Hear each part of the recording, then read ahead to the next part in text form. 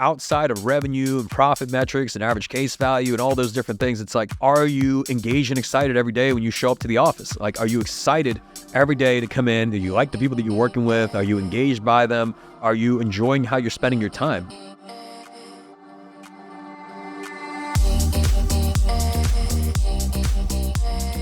I'm Michael Mogill, founder and CEO of Crisp, the nation's #1 law firm growth company. I've built my business through practice, not theory. Crisp started with just $500 to my name and has grown to over 8 figures in revenue over the last few years, earning a spot on the Inc. 500 list of the fastest growing private companies in America. Our approach has been to take everything we've learned about generating massive growth within our own organization and help the country's most ambitious and committed law firm owners do the same for theirs. In each episode of this podcast, I sit down with innovative market leaders from the legal industry and beyond to learn from those who thrive in the face of adversity, challenge the status quo, and define what it means to be a true game changer. This is Jessica, Head of Coaching Strategy at Crisp, and today we're flipping the script for another special edition episode to get Michael's take on understanding how scale impacts decision-making and creates bottlenecks, how to diagnose the root causes of friction and misalignment with your firm's leaders, and how to define your executive priorities and measurable success beyond revenue targets. Winning is a very personal thing that somebody has to define for themselves, and I actually do recommend you write it out. What does winning look like to you? Because it can mean different things to different people. That's coming up on the Game Changing Attorney podcast.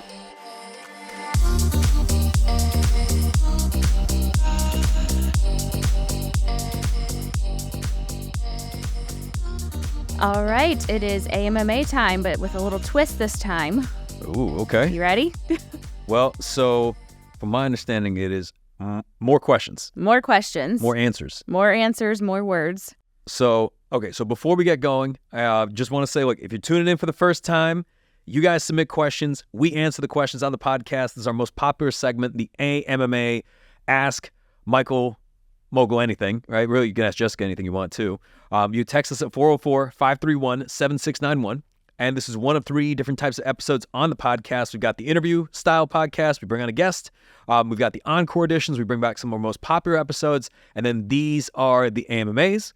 And, you know, usually we kind of do a little bit of riff right before the podcast starts. But you mentioned we've got a lot of questions, more than the typical 3. Like how many we got here? Today we've got 7 questions. So These are some of the most common ones. Okay. Is it pertaining to like any topic or anything like that? We're just going rapid fire. Keep you on your toes here. Okay. All right. Well, we'll try this out. Kind of a new, segment, new approach. Yeah. You guys tell us if you find it valuable. And the other thing you might notice is that we do not run any ads on this podcast. Never have. I'd like to say we never will. The only thing we ask is that if you get any sort of value from the show, that you leave us a review on Apple Podcasts or on Spotify, and you share the podcast with a friend. It just helps us reach more people, helps us keep the podcast free, and we keep it free so we get to say whatever we want, right? Because as soon as you bring on sponsors and advertisers and et cetera, it starts to, in some ways, influence the formatting of the podcast of what you can say, who you can bring on, and that is not something that we are interested in. So with that, let's get going. Jessica, what do we have this week? All right. So as I mentioned, these are some of the most common questions that we get asked primarily from our 8 and 9-figure firms. So with that, I will kick us off. So what decisions felt straightforward in a smaller law firm but became genuinely hard as the firm scaled? So if you're looking at it, what gets more challenging from a judgment or decision-making framework as the firm scales? When you say from like a smaller firm, let's say a 6-figure firm under $1 million in revenue, to a 7-figure firm over $1 million, 8-figure over $10 million, 9-figure over $100 million. I think the biggest thing, and I'd say like, what's the biggest difference between, let's say 6 and 7 figures to 8 and 9 figures from a decision standpoint? I would likely say a lot of it has to do with people, and particularly with the leaders that you have in the firm. Because what you're really doing at that point, especially as the firm scales, is you're delegating a lot of decision-making and judgment to your team, and especially to your leaders, and there's a lot more leverage at play. So if you're delegating judgment, it can impact a lot more people as those teams are bigger, right? So meaning that if you've got the right person in place and you're delegating decision-making and judgment to them in their respective department, and they're over, let's say, 30, 40, 50 people or more, sometimes 100 people, and they're making the right decisions, then that's moving the firm in a very positive direction. But if you put the wrong person in place there, that can have a much higher impact as the firm is scaled than when the firm used to be much smaller. I remember when we started the business, we could all sit in the same room. Oh, yeah. And like some of us Could sat all on sit the at this floor. table. Yeah, that was the whole company. You just look around left and right. Now we've got people like just all across the country, Yeah. in different countries. It's just people coming in from different backgrounds. The teams are much larger. I mean, it's over 100 people. Yeah. So that's where, when you're exercising leverage as a leader and as you scale, you really want to make sure that you have the right judgment cascading down. So that's what makes it tricky, because your leaders start to impact more and more people, and that trajectory, you can run a very fine line on that. So if you have a leader who's not performing and you say, okay, well, we need to replace said leader, for example, then you have to consider, all right, well, if I replace them with a leader with somebody else, who's to say that person can perform any better? And if I do have to replace them, how long will it take to find that person and then to ramp that person up and get them into a place where they can actually start making a positive impact? And that time and that runway can be much longer as the firm scales. So meaning that you can't just slot somebody in immediately, right? They've got to learn the playbook. They've got to be able to kind of ramp, on their own. They've got to learn a lot of like institutional knowledge. They've got to learn a lot of systems and processes. Even if they come in with a tremendous amount of experience and a tremendous amount of capability, it's just the business, there's more complexity at play. So it's harder to turn a cruise ship around than it is to turn around like a little, like one of those like kayak, right? So, and that's just because there's a lot more moving parts, and you're impacting a lot more people with every decision. So I think that's where it becomes, well, I wouldn't say more challenging. There's just more inputs to consider and perhaps more complexity to evaluate. Yeah, I would definitely say complexity on that one. Okay, next one. How do you recognize when a challenge in a law firm is actually a leadership issue versus a systems or structure issue? Ooh, okay. So I know sometimes we gravitate towards, if something isn't working, you look at it and say, well, is it because of the leader that we have in place in that, in that particular area or that department in the firm? And it could be, but oftentimes we look at it and say, all right, first of all, if we're evaluating like a system or framework, the first thing we like to evaluate at least is there even adherence to the system? Like, for example, if you have, an intake team, are they following an intake script? Are they following a consistent process? Are they doing it each and every time, right? Because if they're not, then you don't know if the system is working or not working because they're not adhering to it. And that would be a leadership issue, because I do believe it is the job of leaders to ensure that there's adherence to a process or a system. But let's say there is adherence and people are following the script and they are following the process, just in this particular example, and it's not working out, well, then you probably have the wrong process or the wrong system or things that need to be, updated or evolved, because they're obviously adhering to it. It just could be the wrong system. So I really do think the first thing is just to determine whether there's adherence or not to the system.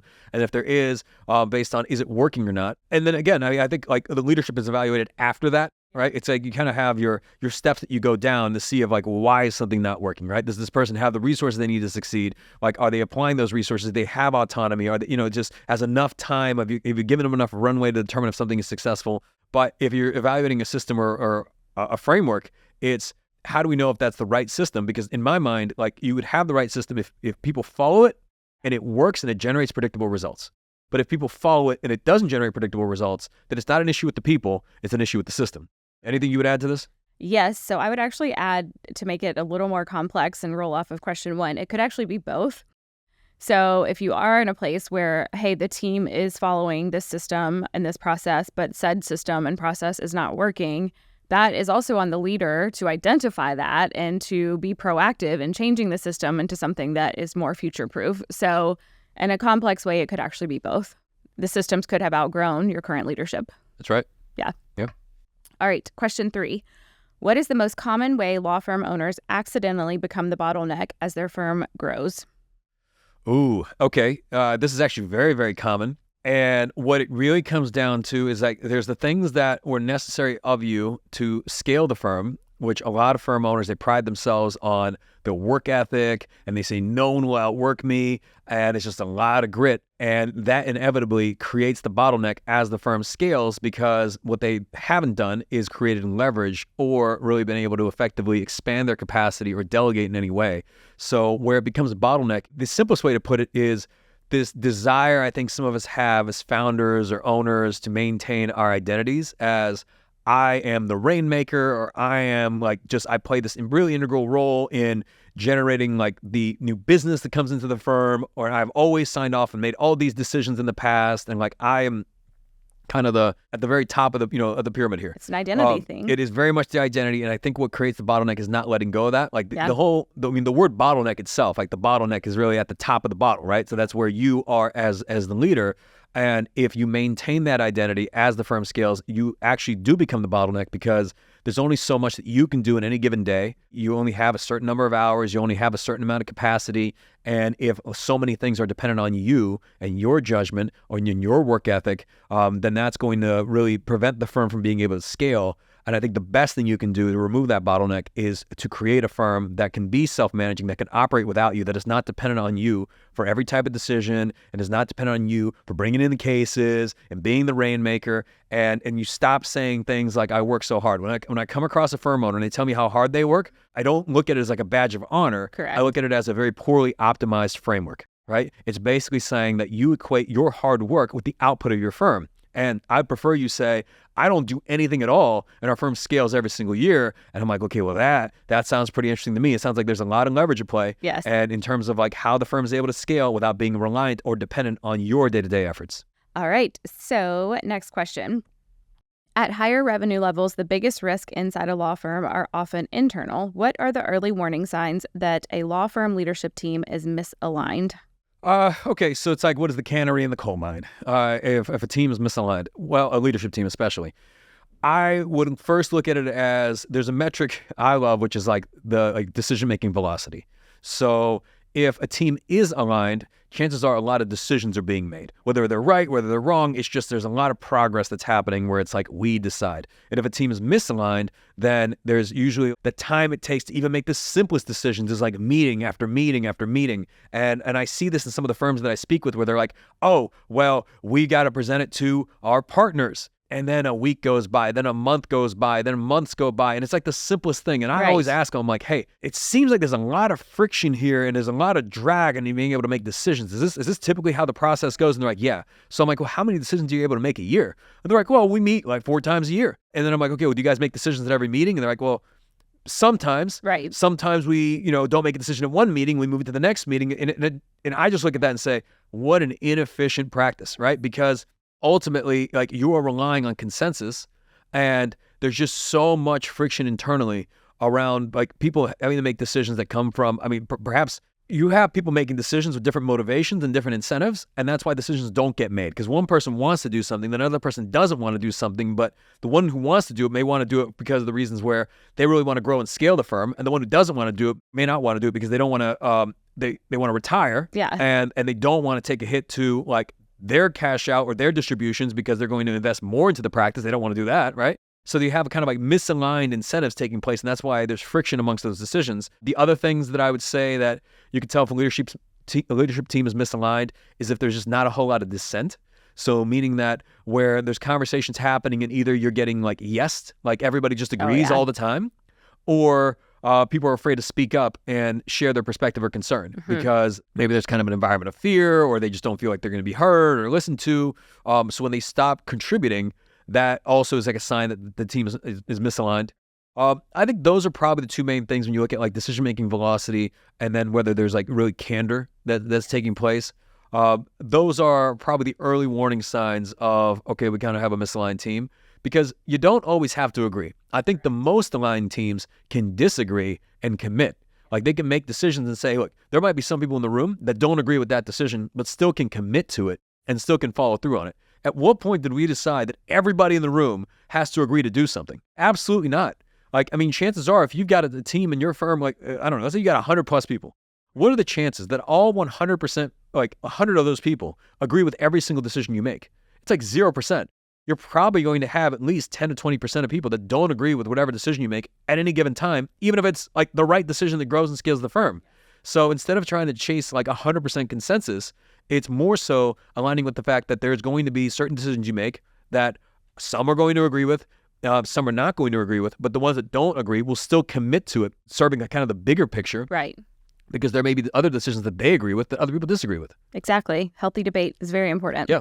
All right. So what separates a law firm leadership team that looks good on paper from one that can actually scale the firm? So when you say like looks good on paper, it's like maybe they have like a really great resumes, pedigree. Yeah. And from ones that can actually scale the firm. Well, it's probably a number of factors. I look at almost like the foxhole analogy to where there's, the ones that look good on paper, a lot of times they come in and it's very much, it's kind of like a selfish mentality. A lot of times you see this where it is important for them to be right.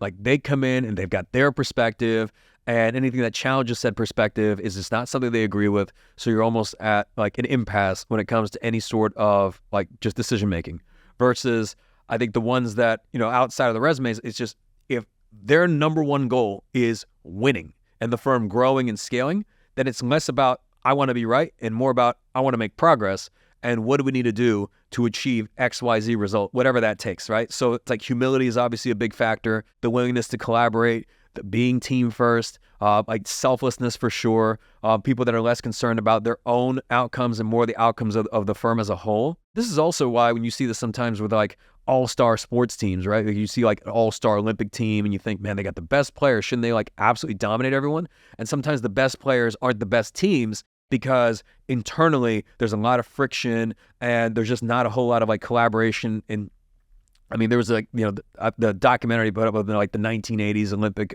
men's hockey team, right? Miracle. And that team went up against like the team Russia, which is like a professional team. And you could argue that like the U.S. team at the time was like very much an amateur team and they won, right? And if you go inside the locker rooms of these teams that end up winning, sometimes it's not because they had the best players. It's really just because they were the most aligned together in achieving a common goal and a common vision, which requires them to be selfless and more about we than me, and exercise humility and to be able to learn from, kind of experience and feedback, because experience isn't something you experience. Experience is something that you learn from and apply into the future. They're able to adapt and change behavior based on new information. I would look at all those things before I would look at just, they look good on paper, because sometimes they look good on paper and someone's on their way down. Their best days were behind them, versus somebody who may not look as good on paper, but they're on their way up. And, their motivations are very different from somebody who is like, already kind of been to the promised land and they're coasting. They're kind of coasting at this point. All right. So question number 6, I'm losing count here. So if you stepped into the CEO role of an 8-figure law firm today, what would you focus on in your first 90 days? Ooh, okay. So stepping in the CEO role, I get this figurative question all the time when I'm speaking with like some of our like coaching members, like what would you do in my law firm? And it's almost like this expectation of like bar rescue, right? Or like, the profit. I would really do 2 things. So in the first 90 days, what I'm really looking for is to identify constraints. So to get very, very, very clear around like what is preventing us from being able to achieve what we're trying to achieve. Like where are the constraints? Is there a capacity gap? Is there a capability gap? And just to really, really hone in on where are the areas of focus and where the priorities need to be. Because you could fix 100 things or 200 things.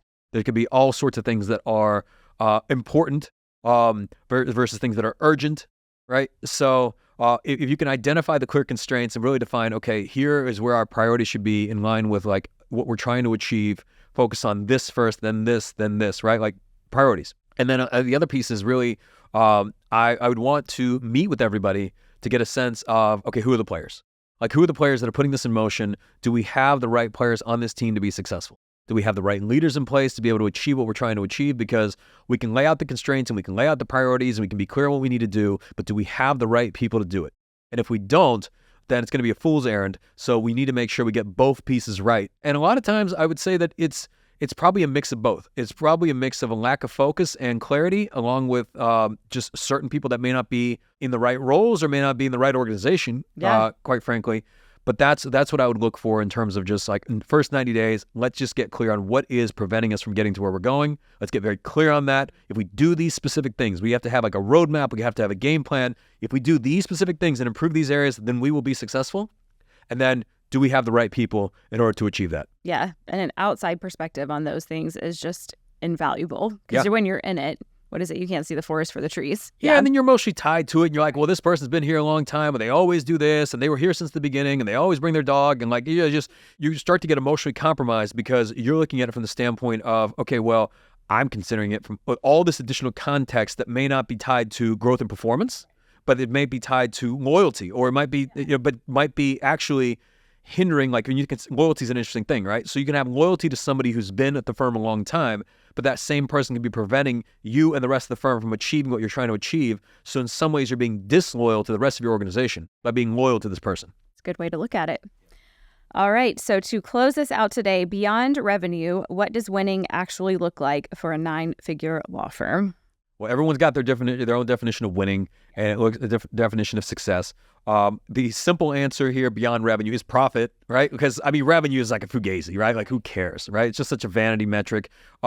Profit for sure is a real, like just tangible. Are we like improving our profitability? I think it's a good metric of business efficiency overall. But outside of that, honestly, because if you look at what you're winning, I think it's kind of what is the delta between expectations and reality? So when, depending on where you are in the firm and what your targets were for the upcoming year or the next 3 years out or 5 years out, is where you're landing every year, is that equal or better to what the expectations were? And if it is, that's probably winning. At the same time, you look at how accurate are you in your data and projections. And if you can project accurately within 1%, within 5%, and you're aligned with that, then you say, okay, we do a very, very good job of forecasting the future.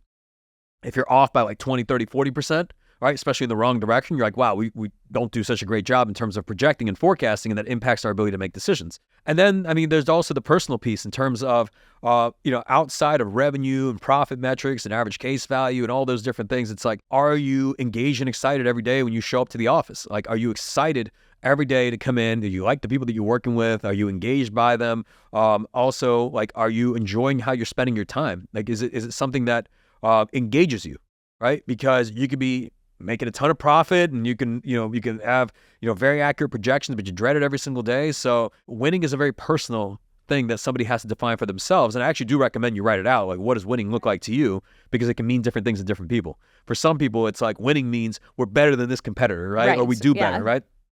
For somebody else, winning means they never miss their kids' ball games, right? Or they never miss ballet practice or whatever. For somebody else, winning means that they're able to go on date nights with their spouse every week, or they're able to get 8 hours of sleep a night. It's different things to different people. And what I would encourage you do if you're asking this question is to not get caught up in this comparison game of trying to compare yourself to any other firm owner, especially when you see them on social media and you're like, oh, they look so far ahead and they're doing this thing of private equity and they're just et cetera. And you just constantly have these feelings of inadequacy. When in reality, you don't know what their day-to-day is like. And, whether they cry themselves to sleep or they wake up every morning and fist bump and they're excited. Right. And I would encourage you to run your own race. Love that. Awesome. Thanks for tuning in. It's a special edition here. Let us know what you think. All right. Until next time. You've been listening to the Game Changing Attorney podcast with Michael Mogill. If you found this episode valuable, here are 3 free ways that we can help you grow your law firm. Number 1, download the first chapter of Michael's book absolutely free at gamechangingattorney.com. Number 2, you can shoot Michael a text at 404-531-7691 and ask him any question you'd like. You might just hear the answer on the next episode. And finally, number 3, if you can leave this podcast a 5-star review, it will help us gain access to more influential thought leaders and bring their lessons learned here to you. For more information on this episode, see the show notes in your podcast app or visit legalpodcast.com.